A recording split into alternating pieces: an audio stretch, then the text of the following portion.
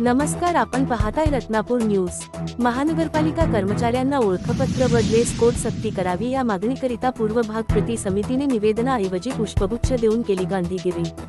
लातूर दिनांक 11 डिसेंबर। लातूर शहर महानगरपालिका कर्मचाऱ्यांना ओळखपत्र व ड्रेस कोड लागू करण्यात यावे याकरिता लातूर शहर पूर्व भाग नागरी हक्क कृती समितीच्या वतीने मनपा आयुक्तांना अनेक वेळा लोकशाही मार्गाने निवेदने देऊनही कोणतीही सकारात्मक कारवाई होत नसल्याने पूर्व भाग नागरी हक्क कृती समितीचे सचिव बाबासाहेब बनसोडे यांनी 2 जुलै 2025 रोजी मनपा आवारात असलेल्या 200 फूट उंचीच्या झाडावर चढून आत्मदहन आंदोलन केले असता मनपा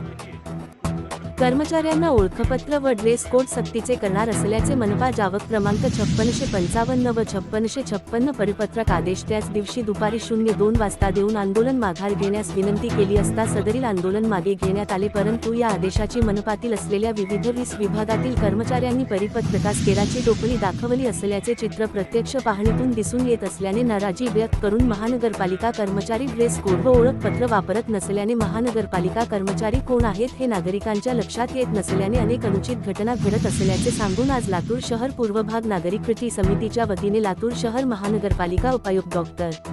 पंजाबराव खानसोळे यांना लातूर शहर महानगरपालिका कर्मचाऱ्यांना ड्रेस कोड व ओळखपत्र सक्तीचे करण्यात यावे या मागणीकरिता निवेदन न देता पुष्पगुच्छ देऊन गांधीगिरी करत पुढील 8 दिवसात सकारात्मक कार्यवाही नाही झाल्यास तीव्र आंदोलन छेडण्याचा इशारा देण्यात आला। यावेळी शहर पूर्व भाग नागरी हक्क कृती समितीचे अध्यक्ष दीपक गंगणे, बाबासाहेब बनसोडे, चंद्रप्रकाश बगडे, भगवेश्वर धनगर यांची उपस्थिती होती।